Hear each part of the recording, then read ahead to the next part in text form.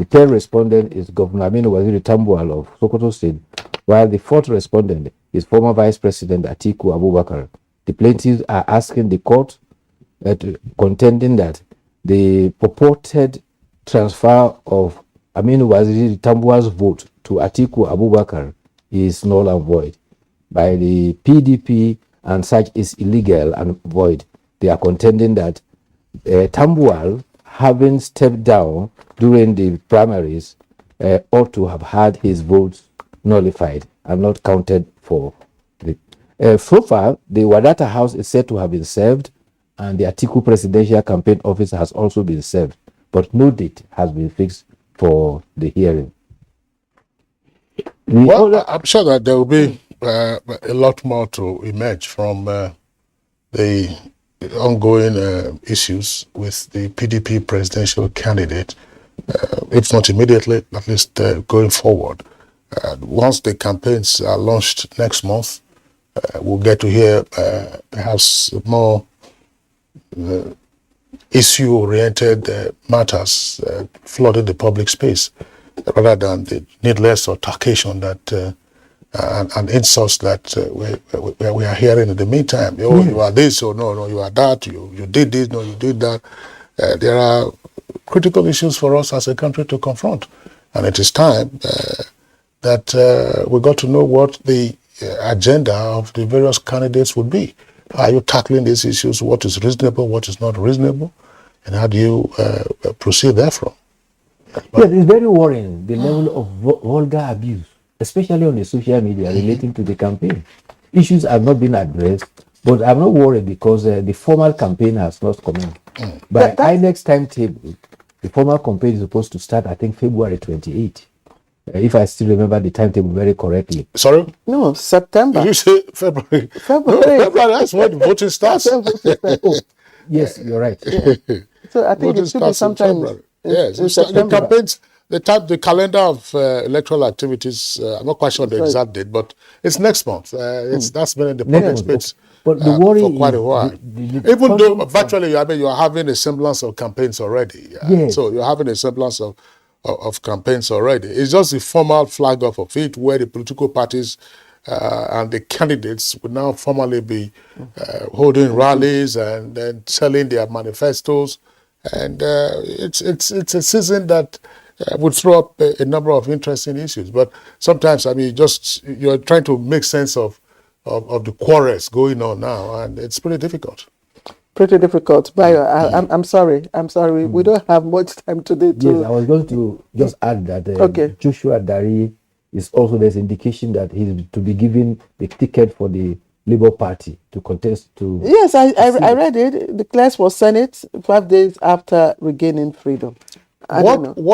Sometimes you just ask yourself why there seems to be little caution on the part of political actors.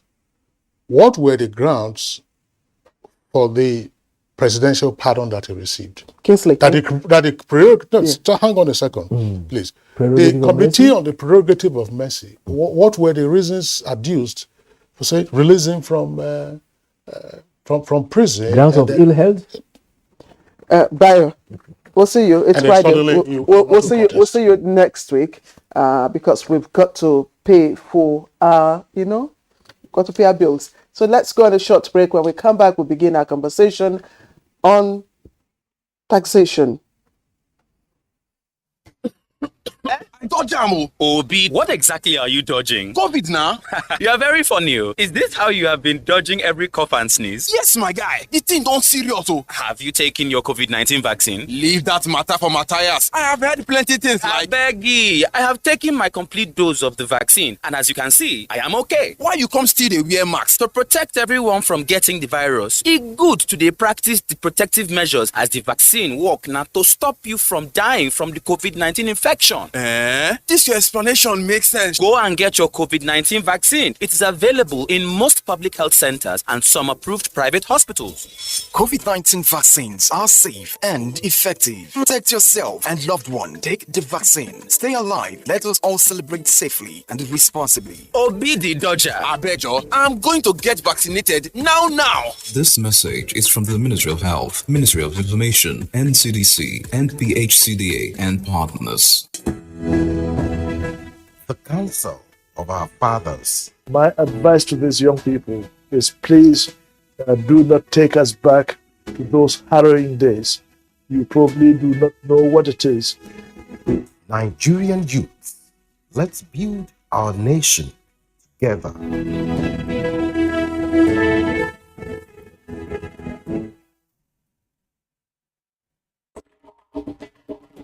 To every politician, as the campaigns gain momentum and passions begin to rise, remember, the errors of your opponents do not make you a success.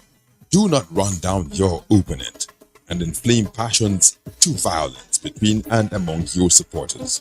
What counts is what you plan to do for the electorate and how you intend to relieve the sufferings and bring succor. Nigeria is in dire need of patriotic leaders at all levels, leaders who will make national development their priority. Concentrate on telling the electorate what you intend to do when you get into office. Focus on making your vision clear to the electorate. Don't engage in verbal abuses, fake news or speeches. Keep dealing with issues that will bring progress. You win the hearts and minds of the people by being above board, by being civil, patriotic, and showing empathy. Let's join hands to make the 2023 elections peaceful. A message from the National Orientation Agency.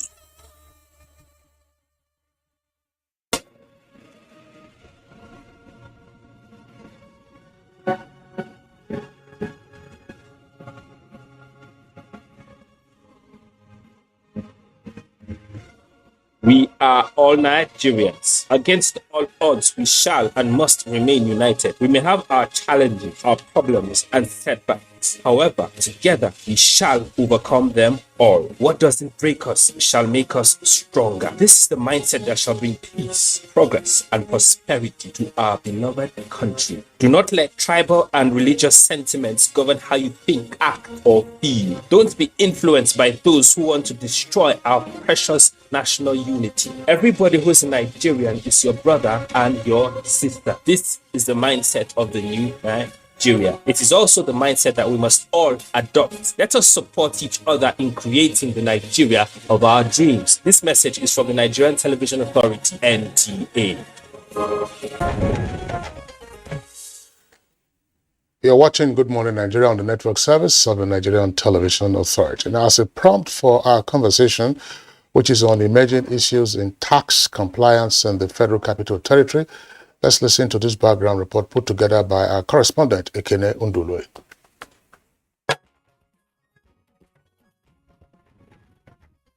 Collecting taxes and fees is a fundamental way for countries to generate public revenues that makes it possible to finance investments in human capital, infrastructure, and provision of services for citizens and businesses.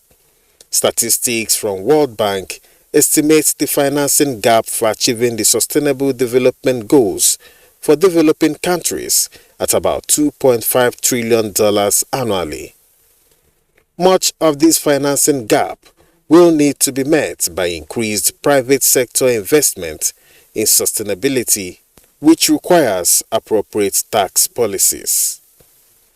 Yet, developing countries that are most in need of revenues often face steep challenges in collecting taxes. In Nigeria, some of the inherent challenges include multiplicity of taxes, tax evasion, bad administration, non-availability of database, tax touting, and non-payment of tax refund. Ensuring steady flow of revenue from taxes requires that government finds ways around these problems.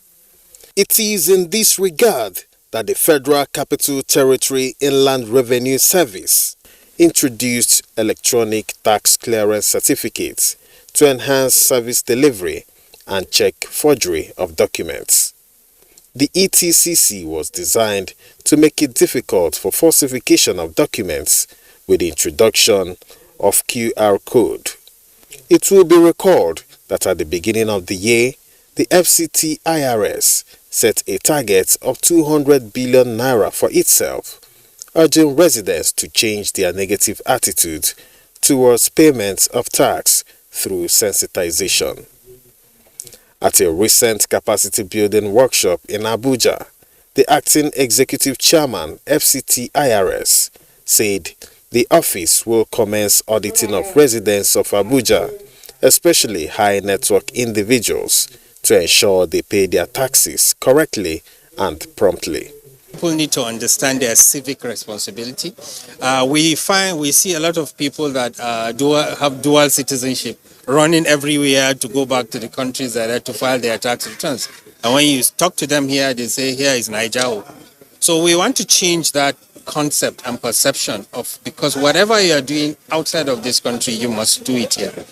And this is the time after this seminar that you would see activities. But we have also started seeing responses from quite a number of our taxpayers, from agents to individuals. So that is it. On the enforcement, from now to the end of the year, we are going to do a lot of it. All forms of enforcement will be used by the service. Records show that 90% of FCT residents who registered for tax do not file their annual tax returns, leaving compliance rates at 10%. What are the issues around tax compliance in the FCT? What is the service doing to show up compliance? Guests on Good Morning Nigeria will be speaking on these issues in a moment.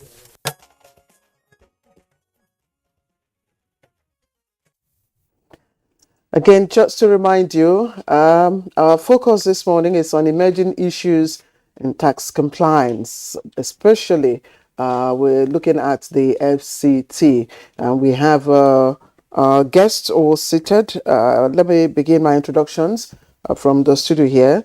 We have Haruna Abdullahi, who is the acting executive chairman, FCT Internal Revenue Service. It's a great pleasure to have you with us. Thank you. And also with us is Malik Tuku, is Director, Tax Operation, FCT Internal Revenue Service. Thank you very much for joining us. Thank you, madam. Good morning. All right. Also here with us in the studios is Festus Sapsa, Assistant Director of Legal Services in the FCT Internal Revenue Service. Mr. Sapsa, we're glad to have you this morning. Thank you, man. It's my pleasure. And joining us via Zoom for this conversation, Dr. Kennedy Iwundu is a tax expert. Dr. Iwundu, welcome to Good Morning Nigeria. Thank you for having me.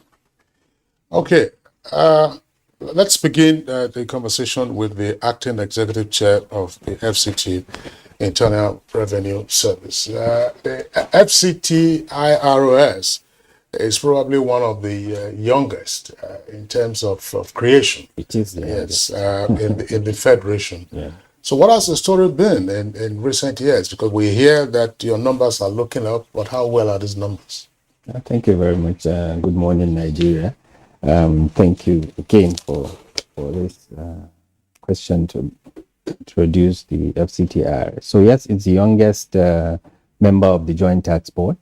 The FCT IRS Establishment Act was 2015, so just a few years down the line. But major operations and started somewhere January of 2018. So previously, of course, the role of the FCT IRS was being conducted by the Federal Inland Revenue Service. So of course, when the act was passed, and of course the service took over, we took over the responsibilities from the Federal Inland Revenue Service. And between, I just give you in context, in let's say from that year, from when we took over to now, the average collections was about 48 billion. And of course, we are now talking about over 100 billion. So the numbers have been quite good, of course, with the support of the administration and of course the FIRS itself, because the FIRS has been a big brother to us under the JTB platform and also under the tax administration system here in the FCT. So you're still being breastfed? Yeah, well, I hope so. I mean, it's a big brother. They have been here. They have technical capacity. We also want to continuously learn from them, and yeah. So yeah. Okay, let's look at the man in charge of operations. So you've been getting good returns, because from the figure that the acting ED has just told us. But what has it been, collecting in the collection process? Has it been seamless for you? Okay, thank you very much. The collection process, evolved with time. There used to be a period when everything was manual. People used to bring cash to the office, and there was a lot of issues. Of course, the IT came on, and we went IT as well. So in order to ease the compliance process, we introduced several platforms, to encourage self-service, to encourage compliance. For instance, we have a self-service for filing, we have a self-service for payment, we have some USSD, to check your TIN and get what is my TIN, you can do it with your handset. You don't need to come to the office. And on payment, it has been really seamless for those that want. There is still the provision to walk to the bank, and fill a teller, queue up, and pay your taxes. But then I think we're getting over it, gradually. So yes, there has been tremendous improvement in terms of seamlessness of compliance. What about in terms of behavior and attitude? Does your sum reflect, positive in this and that? Yes, definitely it is positive because the figures are rising. And ease of accessing service is one of those issues which led to that increase. So yes, there is very positive response from the taxpayers. Well, I know taxation, nobody wants to pay tax. And then to compound it by making the process difficult, no, we want to ease the process of complying. That's why we introduced these services to aid it. Alec Tukol, thanks. Before we bring in the Assistant Director in charge of, I want to go back to the Acting Chairman. All right. But, tell our viewers what is changing in the FCT IRS tax collection, because you say the numbers are looking up from 48 billion is now climbed to triple digit. That's to say 100 billion naira. What is changing in the matrix? Well, I think I need to give it some kind of a context in terms of what the service is doing and why we are doing what we are doing, and probably give you a bit of a story in terms of. So previously, years back, I know in the 80s, there used to be a man, a very old man who was living in our house. And everybody used to call him a madman. And so there was a day a friend of my dad came and I said, "What are you doing? Why are allowing a madman sit in front?" And of course, Malam Buba stood up and said, "Look, I'm not a madman. And wait, let me even prove to you." So he went and brought some papers. I didn't know what they meant, but those papers subsequently meant they were receipts he paid for as revenue, So he now challenged the other guy that called him a madman to say, "Look, I am not a madman. I pay my taxes. Show me yours." And the truth is, the guy never had anything to do with government. So in the context of what the service is doing right now, it's just a rider to say, look, things used to happen before. We're encouraging people to now do that. And as part of that, and maybe I need to refer to the Constitution of the Federal Republic, Section 24F, where it talked about duty and responsibility, and of course citizenship. That says every citizen has a duty to declare, file his appropriate, correct taxes as and when due. So the service looked at that and said, look, we need to engage people. And we, at the beginning, it's not a carrot and stick kind of thing. It's more of a carrot kind of thing. And people, we started seeing the engagement where it was paying off. We, Director of Taxes will tell you, individuals, Abuja residents that would normally not, they come to us, they say, look, we've been residing in so street and no tax, nobody has come to us. So people have come themselves as individuals to come and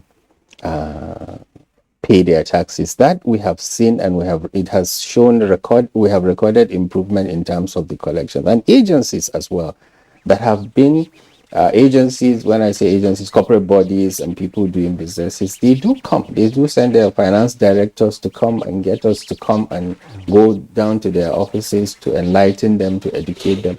That has been key to what we have been doing and where we are seeing some of the responses, and in terms of also looking at the bottom line going forward. So that is key. So it's not always bad news in terms of compliance. But yes, that is a very small percentage of people that are complying. And we are trying to say from this number, now we estimate it to be at just about 10%. If we can even take it to 60, 70%, I think the service and the administration would be in a very comfortable place to say they have enough. Well, it will never be enough, but at least the IGR can sustain and create some kind of responses around the city. So in terms of that, and in terms of the bottom line, I think that is what the service has focused on in the last 5 years, I would say. What are the major sources of collections at the moment? For the service? Probably Mr. Malik. Yes, you know, you have taxes and they are clearly defined. You know, we have personal income tax. The payee that we know is actually a form of personal income tax. Just like you have direct assessment. Direct assessment is assessing individuals directly that are not in employment, like employees. Okay, and then we have, you know, other forms of taxes like the entertainment tax, you know, business premises. I don't want to mention the issue of property tax, but it's in our purview. It's still undergoing process, but these are some of the major. VAT is not under our purview; it's federal. But we also have withholding tax. Withholding tax is really not a tax type, but a form of method of collection. So on that withholding tax, we have several, like withholding tax on dividend, withholding tax on rent, withholding tax, you know, like that down the line. There are so many forms of withholding taxes. So, but these are the major issues. We have the payee, we have the direct assessment, and then we have the tax types, other tax types. You talked about entertainment tax. What does that, what does it compose of? That means like as gaming centers or entertainment centers, there is certain tax that are due to be paid to government, you know, for hosting that entertainment, whether it's a live show in Transcorp or at an event center like that. But there is much to be derived from that sector, but we are also trying to enforce in that sector. Oh, okay. Festus Safsa, I would like you to speak further on this in terms of the sources of collection. You just mentioned payee, which I'm sure is the commonest. People would know. CITA is under the federal administration. That's companies income tax. That's under federal.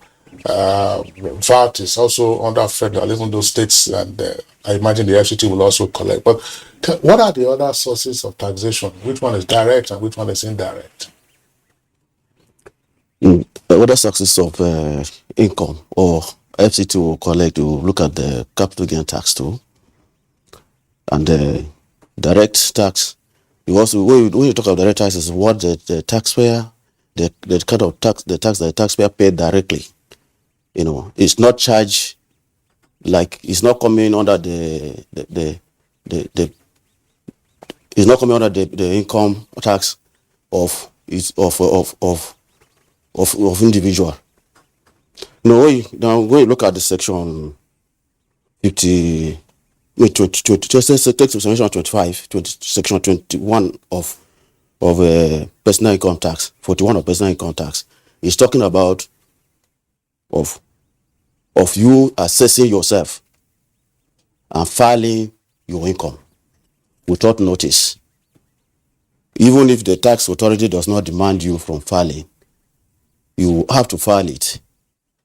And if you don't file it, you are already contravening that provisions of that act.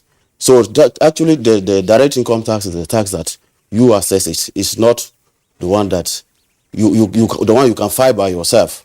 The indirect tax is the one that you can do by way of withholding tax. The government takes it without you actually demanding from you. Kingsley, if you don't have any further questions from here, let me bring in Dr. Kennedy Iwundo, who is a tax expert, and he joins us via Zoom. Dr. Iwundo, good to have you with us. And I'd just like to ask you, I would ask you to, first of all, before I give you my second question, to look at 100 billion revenue from tax for the FCT, considering the peculiarity in terms of its contributions to the GDP. How do you evaluate that? Okay, FCT is a peculiar place, and from research, we've observed that so many people living in FCT are not paying tax. I'm sure FCT has up to 2 million taxpayers, and we are asking ourselves, if the 2 million taxpayers pay 20,000 naira each in a year, it means that FCT can generate 400 billion. I think the problem now is to get people to pay the tax and to ensure that they are captured. There are so many taxpayers in FCT, especially those that are doing their private businesses, those in the market, and they are not complying.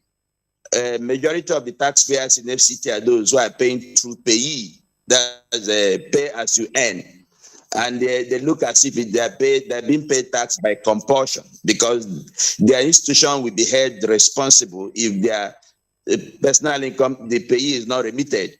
But we are going beyond talking about payee. We are looking at what do we do to bring those people who are in the market, who are doing their personal businesses, to pay tax. And we have suggested that government has to introduce what we call institutional mechanism to force people to comply.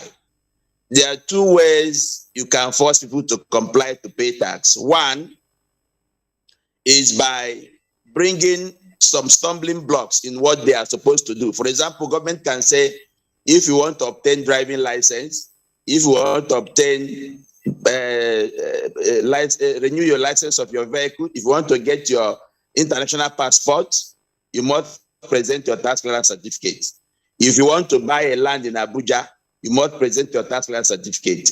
If you want to enroll your children in the school, either unity school or federal school, you have to present your tax clearance certificate. By the time you bring this institutional mechanism, people will be forced to comply to pay their taxes. Then the second one is for government to be accountable. When government is accountable with the taxpayers' money, it will also increase the compliance level of paying taxes, especially in FCT. Right now, so many people are recalcitrant. So many people really don't want to pay the taxes. And that is the reason FCT IRS for now is struggling to generate the revenue they're supposed to generate. FCT is a peculiar place that FCT IRS can generate over 400 billion if the number of people in FCT that are supposed to pay tax pay the right tax they're supposed to pay. Thank you very much, Iwundo. I'll come back to you. I want to return to the acting chair of the IRS in the Federal Capital Authority. I asked again the types of collection, and the director of tax operation tried to explain. Is payee, that's to say, or let's say personal income tax, is that your principal focus? And assuming it is, what level of compliance and then cooperation do you get from the 6 area councils that make up the FCT? Yes, so thank you very much. That's great. Yeah. So principally we're dealing with individuals, of course. So personal income taxes. And so as also a rider, I think let's look at what the law says. Section 41 of the Personal Income Tax Act makes it also a duty, I think, emphasizing what the Constitution says in Section 24F. It says every individual, without the tax authority asking you to, it is our duty. So all of us, it is our duty to file appropriate tax, returns at individual level. 90 days at the beginning of the year, so 31st of March. So without us or any of us not to have done that, if we are here, then we're already in breach. So I think what this service has now embarked on, we have created a system where we're comfortable in a way with what we're collecting as payee. So now the focus is now on the individual. This is where the personal income tax issues come up. And that is why we have, because it is much harder to collect taxes from an individual, like say, than from the institutions, the corporate bodies. So, and that is what has been our priority in the last 8 months, to educate, to enlighten the individual himself. And I think that also takes me to the recent seminar that we had. And we had 3 critical topics that we were discussing at the seminar, which were key. One, of course, managing recalcitrant taxpayers. The other one, I think we talked about enforcement and other strategies of enforcement. And of course, digitalization of the whole tax system to make it easier, because our focus now is we have last year, Mr. Malik, we had a seminar in Lagos with all the area councils and every revenue generating agency here in Abuja, so that we can harmonize the tax collection system. So probably have a huge dashboard that probably from the chairman's office to the minister's office to the manager's office, that see minute by minute what is dropping from which accounting, from which area. And I think the area councils have been quite supportive, because I think for the first time we were able to get all chairmen of the area councils in the same place for the 3 days that we spent during that seminar. And currently we are now trying to implement the outcome of that that engagement with the area councils. And I think it is in their interest and in everybody's interest in the administration that harmonization takes place. But it's a process. Like I said, the FCTIRS is the youngest service, and this is all part of the process we're trying to engage now. But totally, they've been supportive, and they understand that it is in their interest that happens. So the priority also, going back to issues relating to individuals, what we are doing and what we have been doing for the last 8 months is to make sure that people, now it is your duty, it is your responsibility to file your taxes, to file your returns. And this is where, because now the service, through engagements, through collaborations with other agencies, has access to information that would guide them appropriately. I mean, yesterday we were having a management meeting with our tax controllers, and I specifically said, for me, it is not about the number. It is the quality of the tax clearance certificates we issue, not the quantity. So if at the end of the day we are issuing 1,000 or 100,000 TCCs that don't make sense, I would rather issue 10,000 that make sense. And that is what the engagement with individuals it's going on, ongoing. And we hope that in the next 2-3 years, our collections from direct assessment would even surpass our collections from payee. And that's when I think, going back to what my brother Dr. Kennedy was saying in terms of the number of people that should be paying taxes, we are encouraging individuals now. And when you do that, I mean, you feel good with yourself, and you are able to ask questions. You're able to interrogate political leaders, because you've paid. But people today are living in Abuja, enjoying the services, of course, quite a number of them criticizing whatever they're getting, and they are not paying jack. Into the pause. It's something I'm hoping and I'm willing, and we have put structures in place to change that. You also had the road show sometime back, and part of the issues I picked out was that one, you had the intention of creating awareness, and then you also had the intention of changing perceptions about tax compliance, and then about your reforms that yes. So can you speak, on each of these issues, especially about the reforms? I know Kingsley asked about it, earlier on somehow. Yes, can you talk to us about these reforms, and then how aware now are residents of the FCT about your role, the new role you have assumed? So thank you very much. I think that is key. So in the last, let's say, 3 years, the service has been creating internal capacity, for example, institutional framework to make to get the institution function as an institution. So when we were comfortable at that stage, our employees are being trained, we have capacity in-house, we are putting structures that would manage. So because we had to get ourselves in a comfortable place so that when we go out, we are seen as of course tax administrators, and we are respected. Mm-hmm. So when we felt we were at that, then this year we felt is the year that we're going to bring ourselves out for people to understand. In fact, because quite a number of people didn't even know there was an FCT internal revenue service. And we identified that, and we felt, and of course, this engagement with you today is all part of a greater strategy that we are trying to implement. So that has been what, and so most of the roadshows, our tax offices in other, Buhari and other, as tax offices alone, they're also carrying out individual roadshows and engagement with, in fact, last week we just started the policy of know your neighbor.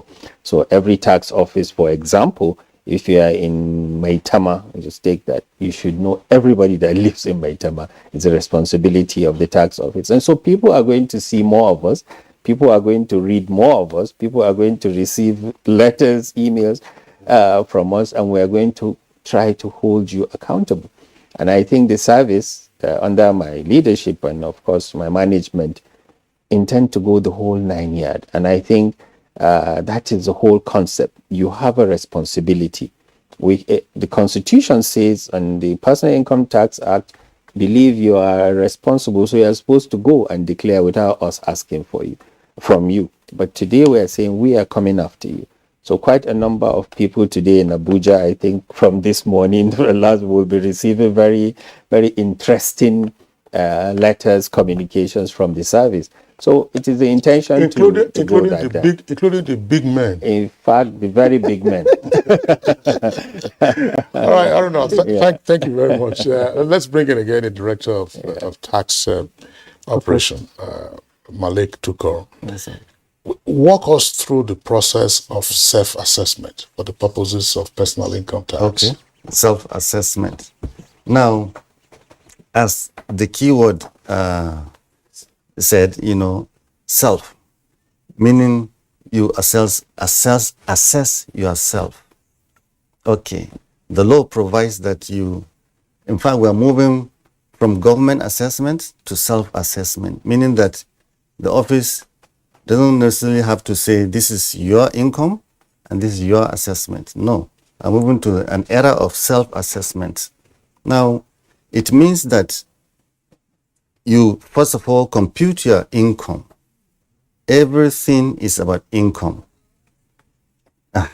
So, and by the way, it's global income, not only income derived from Nigeria. So, first of all, you compute your global income, then you come and apply the tax rate. We have what we call consolidated relief allowance. We call it CRA. You apply it, and then you get the derivative, the final thing, this minus this, you get the tax accessible. Sorry, income accessible. That means, okay, it's the income that is accessible. Once you are able to do that, you then apply the tax rates. Then for the employees, you divide it by 12 because it's monthly payment from their salary. But for the individual in business, it's income for last year, but it's based on preceding year. Income for the preceding year, you say, okay, this is the income, and therefore you apply this consolidated relief and then get the rates. So that is the way to do the self-assessment. You can do that by yourself, but the service is encouraging that you use tax professionals, the consultants. Sometimes you can get, not really into trouble, but it's advisable due to the complications of the tax laws. And then there are penalties for not filing in good time. There are penalties. So if you don't know it and you overstay, you'll be penalized. And then it's additional burden for you, for the taxpayer. So it is based on knowledge. So, but then in order to relieve the taxpayers, we provided this self-service portal.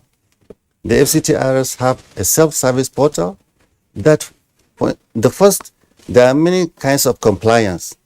Registration, you need to register. And by the way, we are able to get all major residents of FCT, to register. We have in our TIN database, TIN is Taxpayer Identification Number database, over 1 million plus, over 1,200,000 plus. So Dr. Iwundo is also right by saying, yes, we are more than that, maybe 2 million. So, but out of that, how many are complying? Payment is also a compliance issue. How many have registered and how many are paying? So that's the huge discrepancy that we have now. What is global income? Okay. For purposes of taxation. That's all right. For instance, you have some investment in Dubai. All right. That's the popular one. Some rented properties in Dubai. It can be in London or US, wherever. So you are supposed to declare it and say, this is it. I remember some time ago, there was collaboration with Dubai Authority, to get data about the Nigerians having income there. It can be dividend. You have invested in GE Electric or Honda of Japan, like that. So those are incomes outside Nigeria. In Nigeria, you can equally have that dividend. So the dividend abroad and the dividend here will form your global income. Yes, so that is it. So once you are able to do it, to compute your income, I'm emphasizing on income, you then apply the tax rates. Yeah, again, still on the income stuff. Okay. I know that you've given the global view now. All right.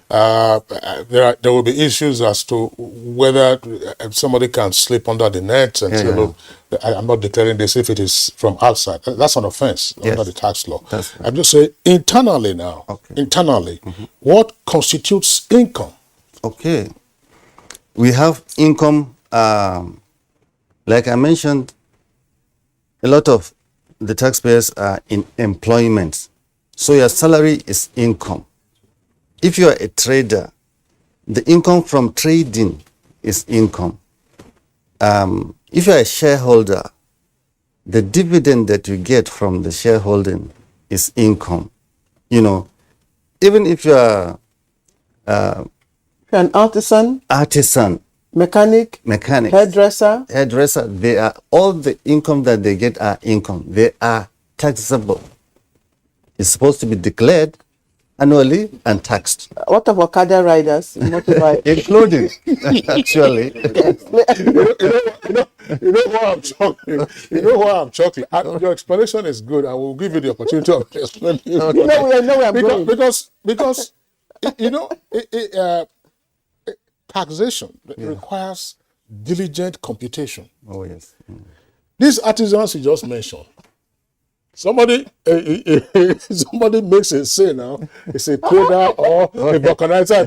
And then the next thing says, I bet go and buy me a Canada, 100 naira with pap. He pays the money directly. So how then does he compute? Is it the money that he takes home at the end? No.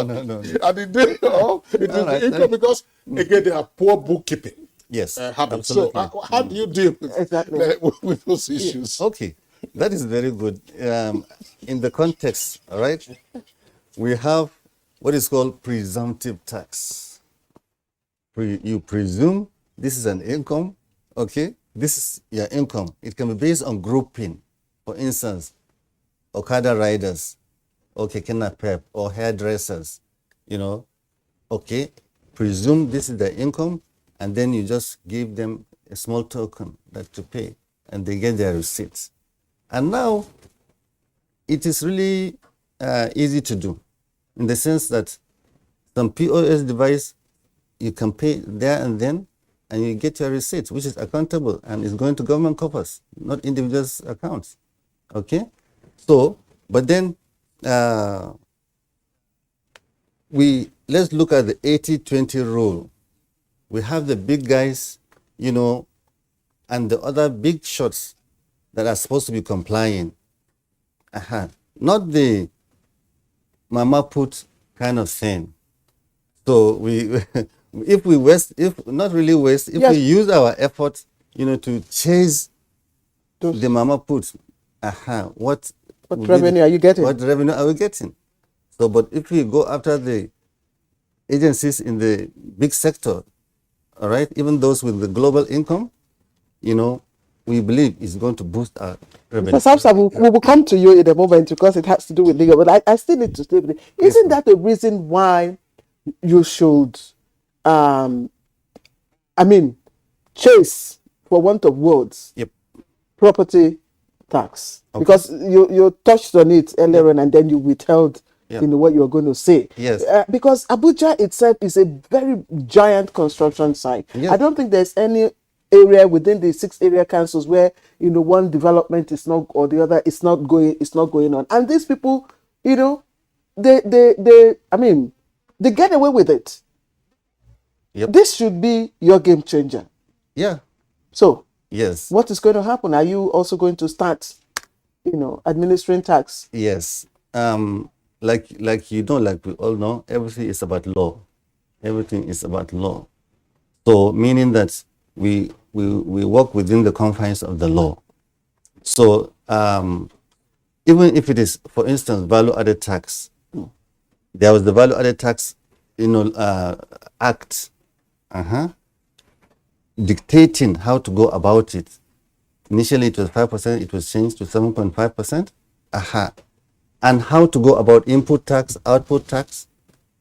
That's all the VAT computation. So the same thing with property tax. It is a professional thing. There are estate evaluation experts, QS, quantity surveyors, that need to define these properties, and enumeration as well that need to be undertaken. So yes, but then it is these regulations that we are waiting for, not that. Yes. Okay. Let. But there's no property tax law in the FCT at present, is there? No. Okay. Yes. Okay. Yes. In FCT now, there are actually no property tax regulations, but the FCTRS Act, there's a provision therein that FCTRS will collect property tax. So I think what service is making effort to do is to come up with the regulations that would state the procedures on how to collect the property tax.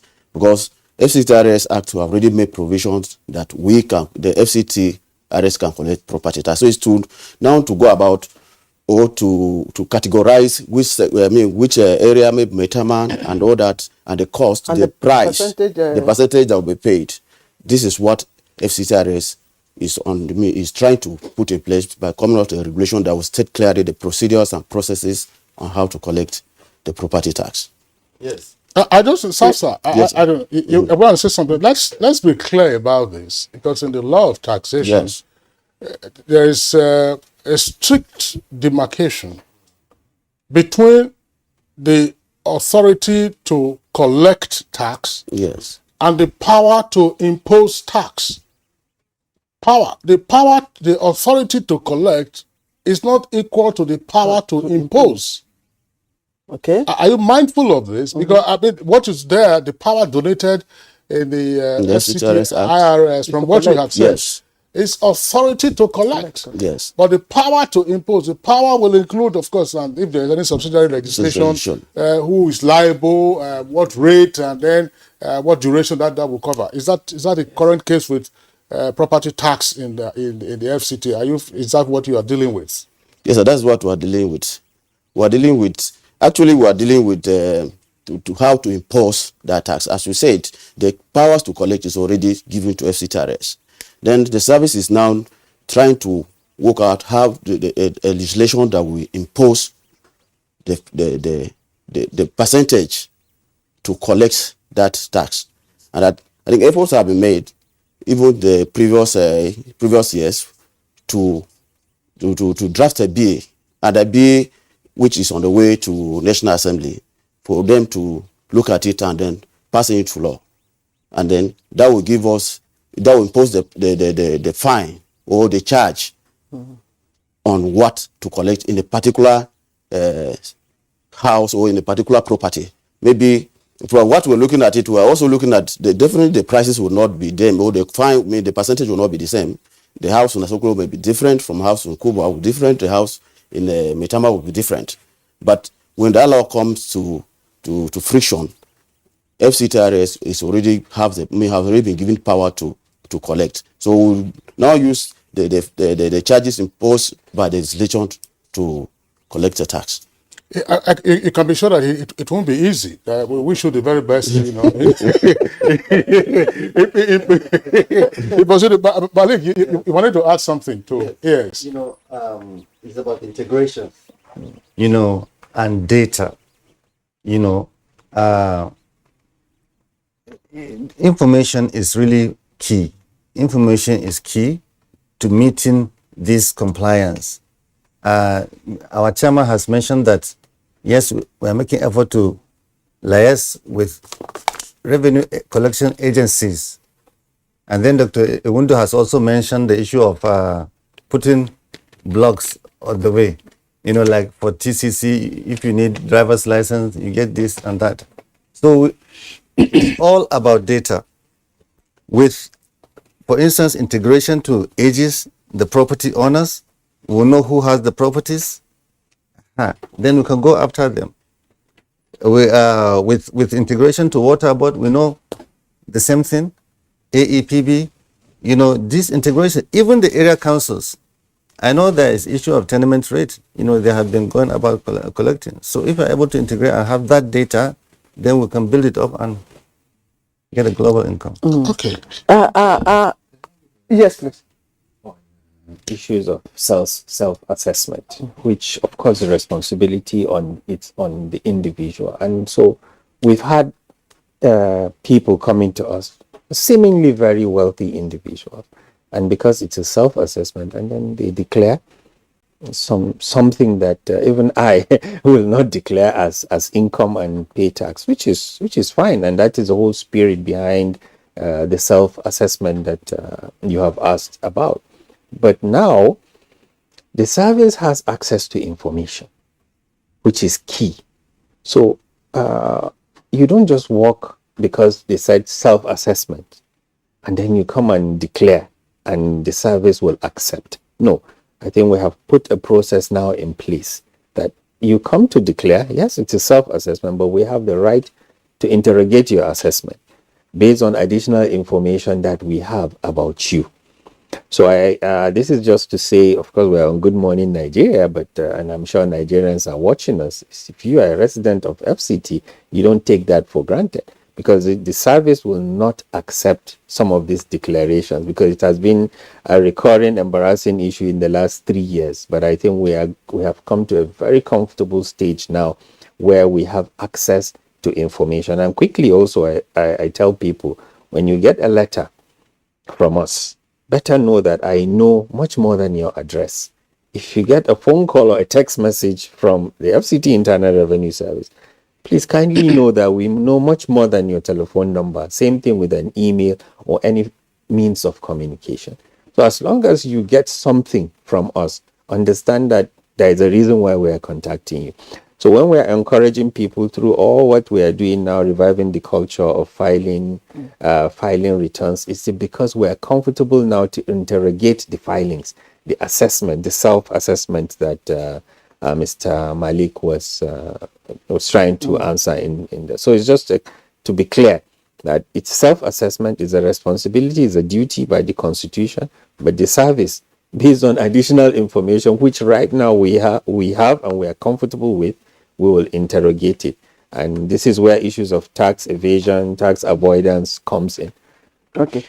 Doctor, well, I don't know which area you want to go to, but I still wanted us to continue with clarification. Please go ahead. Of the issue relating to income and the differentiation, what to take out, what not to take out. And I would like Kennedy Iwundu to respond to this. Dr. Iwundu, tell our viewers what should be regarded as income.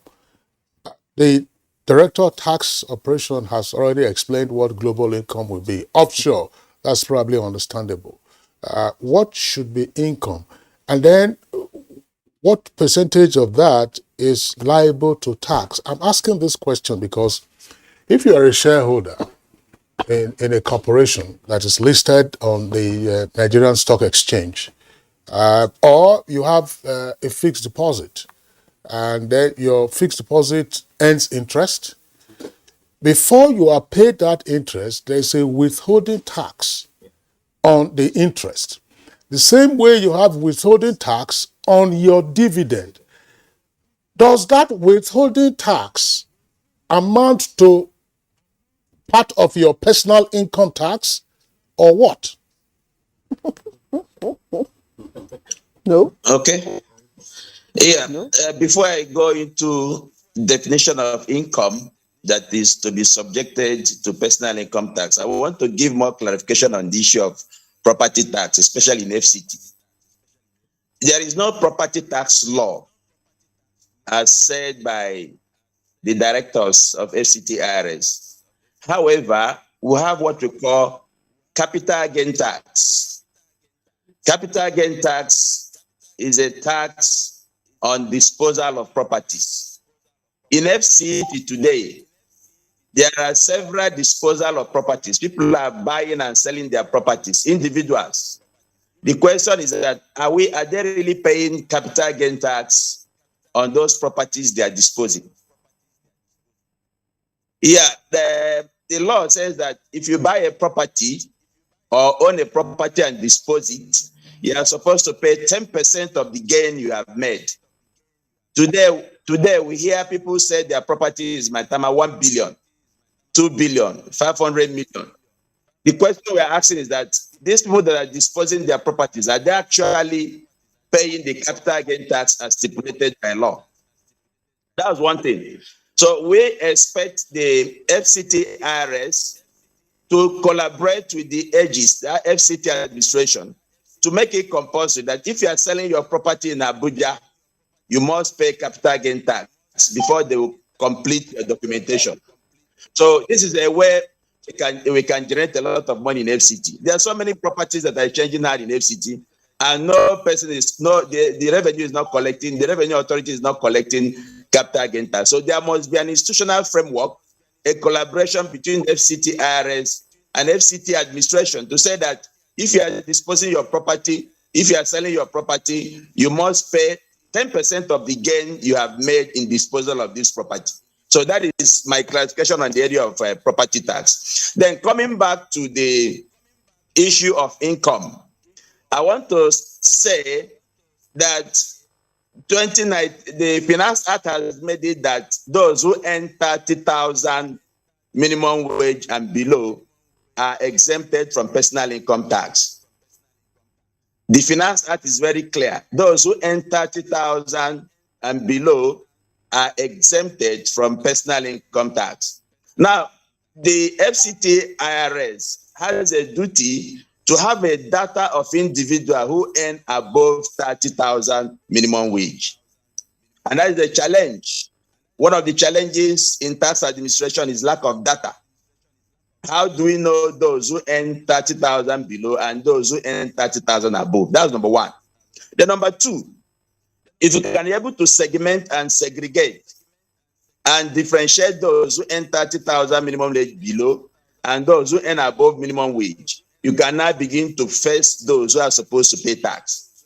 Now, when you get those who are supposed to pay tax, the tax law is very simple. The tax law will grant you on your total income a consolidated relief of 20% of your total income plus 200,000.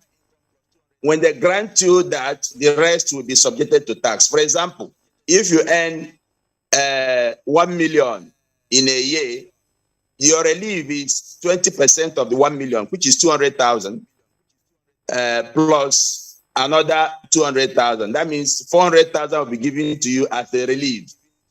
That means the remaining 600,000 will be subjected to tax. And there are so many applied rates, 7%, 11%, and so on. The maximum rate is 24%. However, based on the question you have asked, if you have earned dividend and it has suffered withholding tax, you have earned any income, interest that has suffered withholding tax, those withholding tax you have suffered can serve as your tax credit, which you are going to present to the revenue authorities. In course of this business, is that the taxes are suffered, and I'm using it to offset the tax I'm supposed to pay you. And once the taxpayer is able to present those withholding taxes they have suffered, the revenue authority will use it to offset the personal income tax they're supposed to pay. But what is important in Nigeria today is globally, there are two factors that makes people to pay tax globally.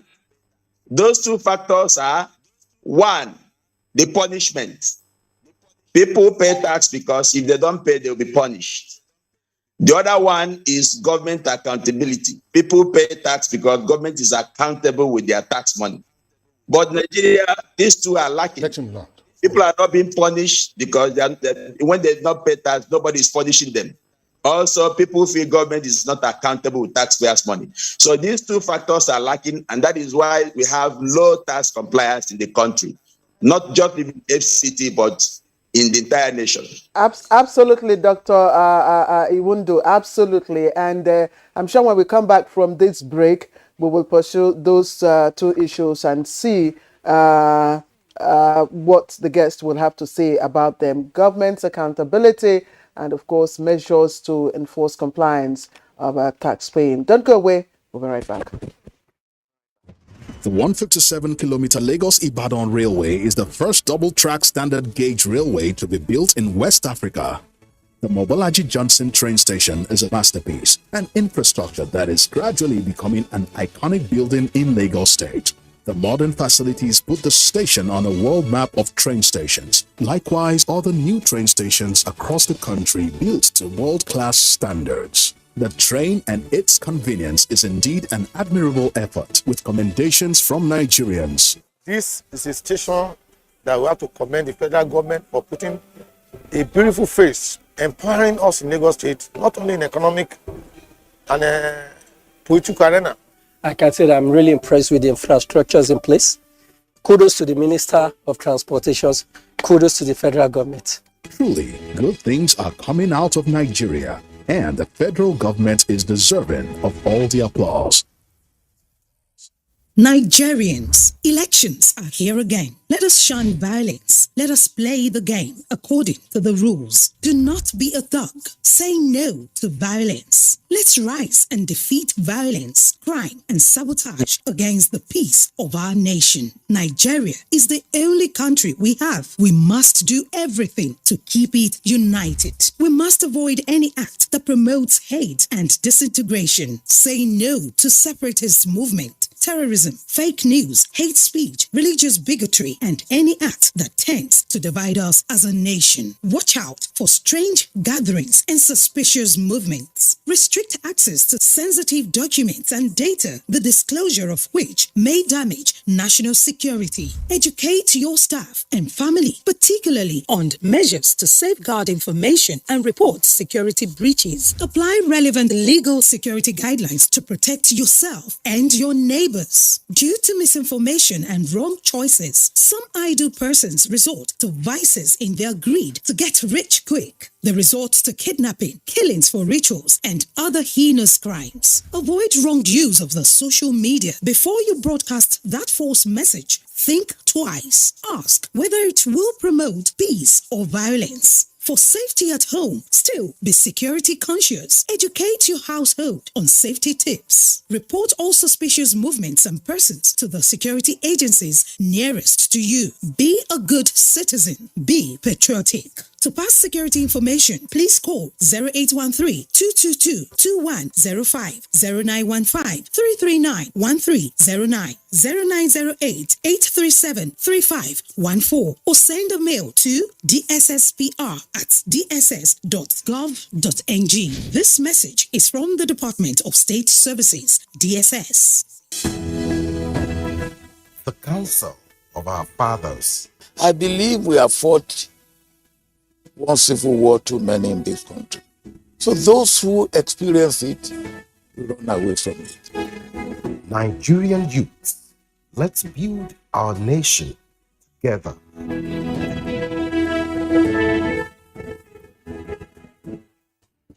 As the 2023 elections draw near, remember, evil prospers when good men and women only wish for peace, but never take a step to make peaceful elections happen. Are you a father? Are you a mother? What are you saying to your children as elections approach? Have you warned them not to let themselves be used to cause violence?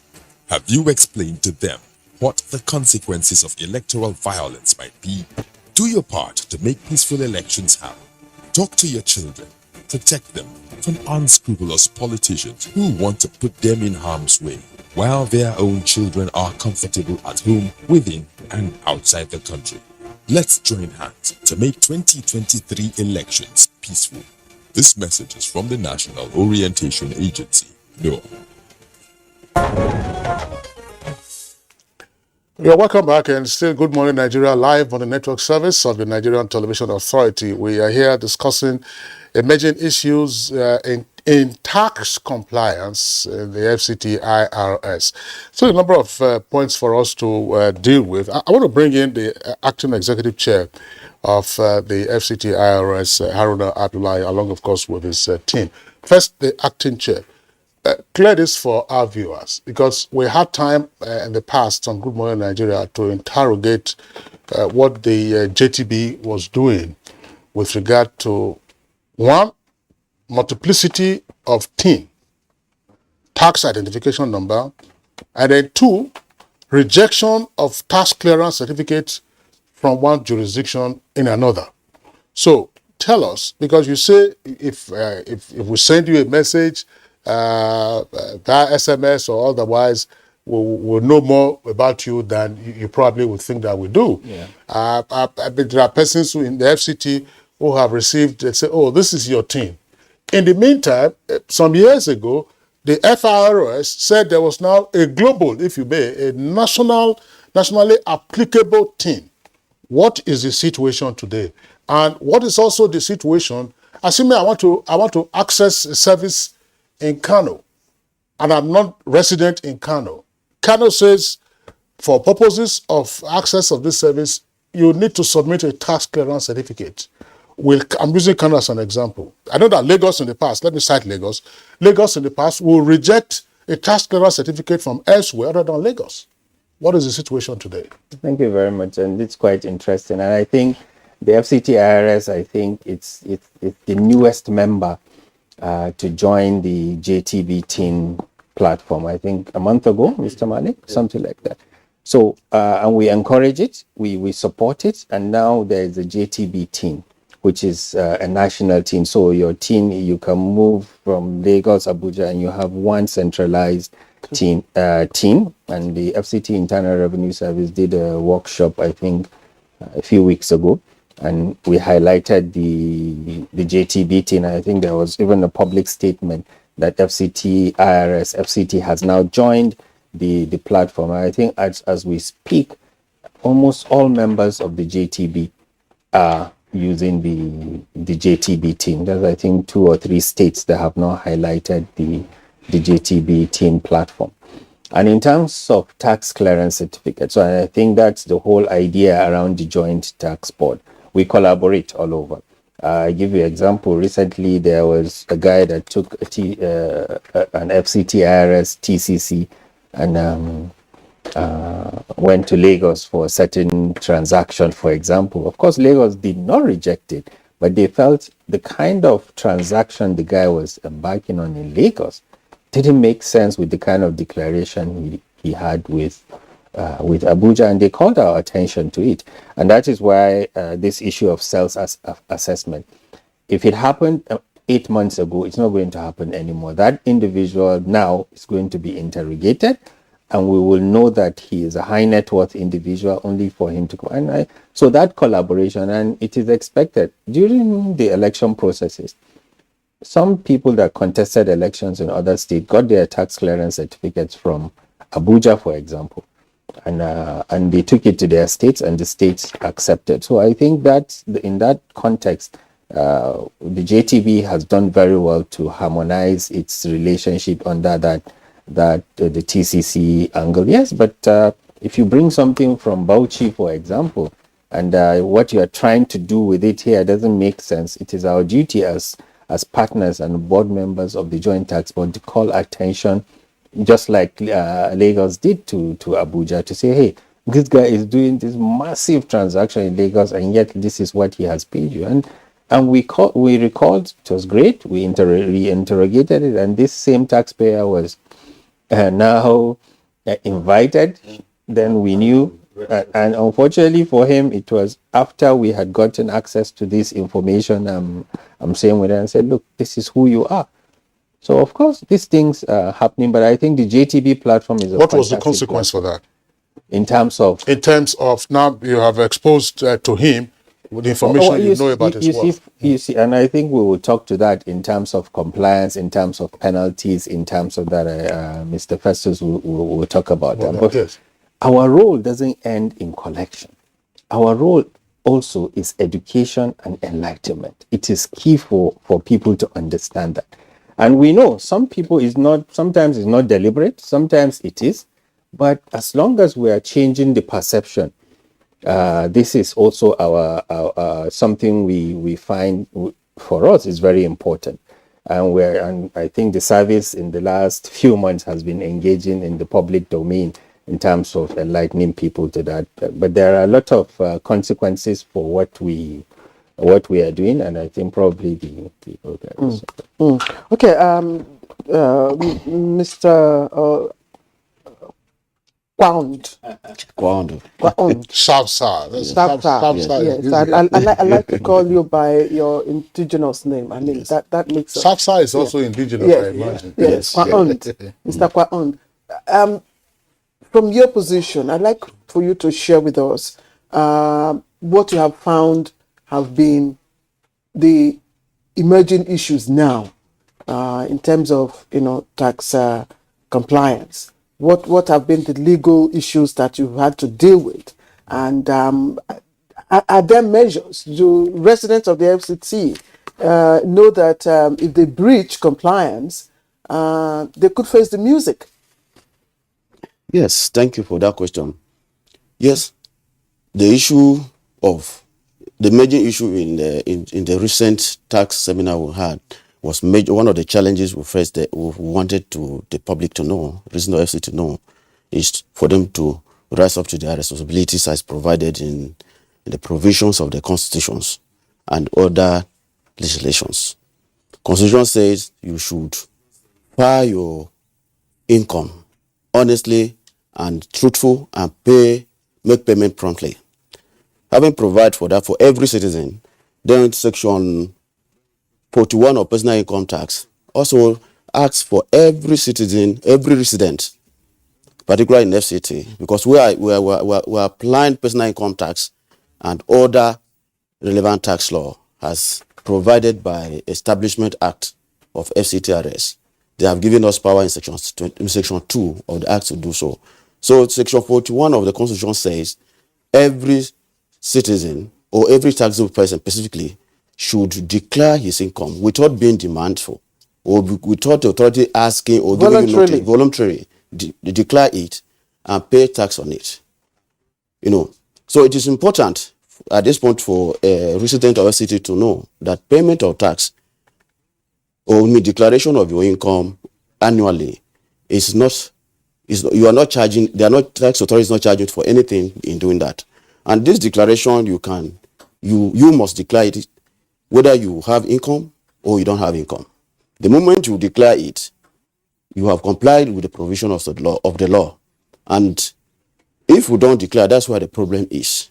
The moment you don't declare, you have contravened provisions of the law. And you are committed an offense. An offense is a criminal offense for not filing your returns. The law made it criminal. And it's a strict liability offense because you don't have a defense in what you have done. How do you hope to enforce compliance? That's what I say. Yes, enforcing the compliance is under provision. Tighten the nose. Yes, of course, yes. Even as that, you have new measures. Yes, we have that. Engagement.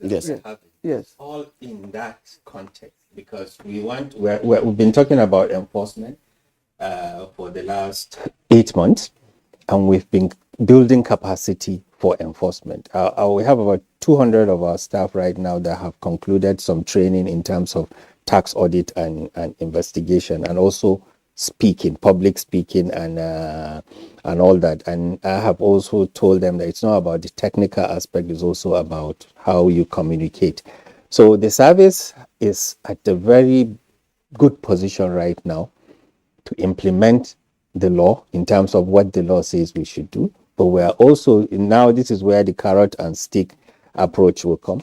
But all this that we're doing, I think the impact or import of it will be seen in the next maybe 1 or 2 years going forward. Yeah. Section, because we're going to apply the penalty and punishment to those who don't file, for non-filers. And Section 57 of 57 of FCT Act, particularly subsection 1, says that any person who contravenes this section of non-filing shall, on conviction, be liable to pay a fine of 200,000 or suffer imprisonment of 6 months or both. That is for individual. And even for corporate bodies or firm or associations that do not file returns, because the law says in Section 81 of personal income that they must file returns of their employees. So if they don't file, they also suffer the same punishment. But the interesting thing is that when you don't file under Section 81 of personal income tax, the law said the service will proceed against the principal staff of that organization to proceed against them and convict them, and they will also pay similar penalty. Also, when we are looking at the law, we are looking at also Section 26 of Finance Act, the recent Finance Act of 2021. Also give punishment for that, for non-filing. If you don't file within the period that is stipulated by the law, you will be... What is the period? The period of filing for companies is 30 days. That is on the 31st of January. But for individual, the law gives you 90 days to file within that period. Which period? Which period? 90 days within which period? That is starting from January. No, end of the year. That is starting from January to March. March 31st. 31st, very yes. quickly, very quickly. 2 issues I want to raise very quickly, and they will require very simple answers. Probably one of them will need some explanation from the acting executive chair. Is there an age barrier to personal income taxation? Lawyer. Well, a discussion we had yesterday. So go ahead. Oh, okay. Actually, there's no age barrier. 100 years old, you still pay. You file your returns. If you are still earning income, but where you have retired and you are earning pension, the law does not compel you to pay tax on pension. But if you have other assets, you have properties that are running, you have other companies that are running, you will still pay. If you are still earning income, you pay tax on those. You declare and pay tax on it. Okay. You have the last question. Yeah, last question for him. Personal income tax is very important, but it's a function of residence. Yes. And Abuja has a number of boundary communities, people coming from Nasarawa and from Niger to work in the FCT. I don't want to be a champion for Nasarawa and Niger state government to chase after them for their personal income tax. How are you dealing with such boundary residents? It's a continuous process. We have staff that live in Nasarawa state come to work. For instance, it's Nasarawa state. And some of our people from FCT, and also it's a continuous engagement that we've been having under the JTB platform as well, and between states that will continue until the end. But as much as possible, we're always working on that. Acting Executive Chairman, FCT Internal Revenue Service, Haruna Abdullahi. Thank you very much for coming to share this perspective with us. Let me also appreciate Malik Tuko, Director, Tax Operation, FCT Internal Revenue Service. Many thanks to you. And Kwaon Sapsa, Assistant Director, Legal Services, FCT Internal Revenue Service.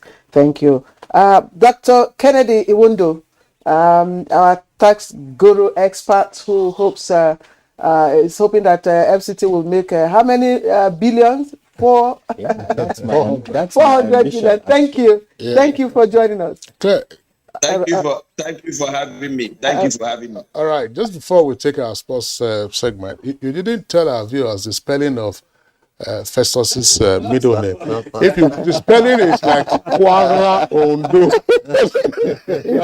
It's a combination of two states. Kwara Ondo. All right. Let's take our sports segment now.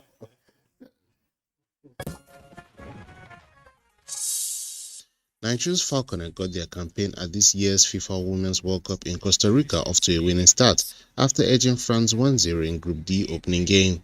The Falconers were awarded a free kick close to the edge of the French box, but goalkeeper Marie Petutu came out to save the dangerous swank in effort. In the 10th minute, France had the first attempt on goal, but skipper Lorena Faeser's shot was well claimed by Falconers keeper Omni Oyono. On 20th minute, the game was suspended by Mexican referee Francia Gonzalez due to heavy rain. The game resumed, and it was France who almost broke the deadlock in 23rd minute from a dangerous corner, with the Falconers keeper misjudging the flight of the ball, but the defense cleared the danger. Falconers had a big chance on 58th minute through Messi Doko, but she was denied by France keeper. In the 85th minute, the Falconers took the lead through Flores Sebastian, who ran onto a through pass from Idoko before slotting past the French keeper. Maybe here come Nigeria for a chance. It started with the goalkeeper. It ends with the top scorer in qualifying, Flores Sebastian. The game, which was played in the early hours of Friday, saw Flores Sebastian get the only goal. Next up for the Falconets is the second Group D clash with South Korea on Sunday. Meanwhile, Morocco Football Federation has sacked national team coach Vahid Halilhodžić just 3 months before the 2022 World Cup in Qatar. The FRMF said the decision was taken because of disagreements on how to prepare the Atlas Lions for the finals. Halilhodžić took charge of the North Africans in August 2019 and led the side to the quarterfinals of this year's African Cup of Nations in Cameroon. He then secured World Cup qualification in March, following a 5-2 aggregate win over DR Congo. All right, that does it for us on today's edition of Good Morning Nigeria, the last for the week.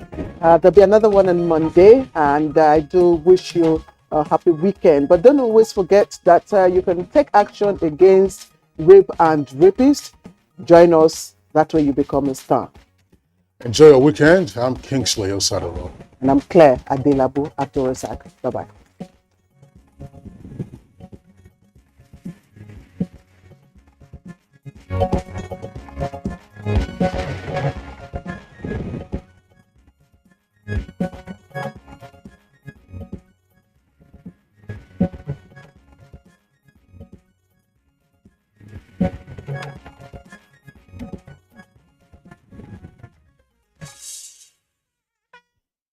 the day, 7 days a week. You can watch NTA International live on your TV, computer, iPad, tablet, and phone. Log on to visiontv.co.uk and click on Entertainment, then NTAI. You can also download the iOS or Android app on your mobile devices to watch NTA International on the go, anywhere in the world. NTA International,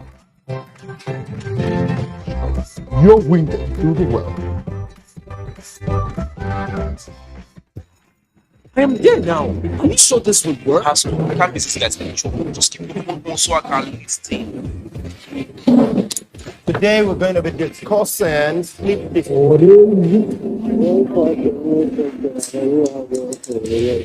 What is the medical term for sleepwalking?